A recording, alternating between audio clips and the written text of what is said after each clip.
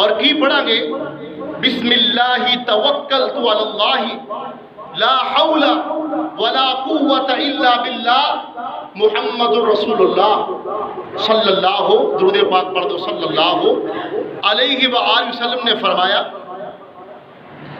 جدوں گھر دے اندروں نکلو اے دعا پڑھو بسم اللہ توکلت علی اللہ لا حول ولا قوت الا باللہ. اور جدوں اسی دعا پڑھیں گے آپ نے فرمایا کہ شیطان جڑا نا انسان تو الگ ہو جاندہ ہے, انسان تو الگ ہو جاندہ ہے. کیوں؟ اس واسطے کہ انہیں سفر دے آغاز دے اندر اپنے رب کو یاد کر لیا اور شیطان انہوں نقصان نہیں پہنچا سکتا. اور شیطان دا کام کیے کہ جلد بازی انسان دے دل دے اندر پیدا کرنا.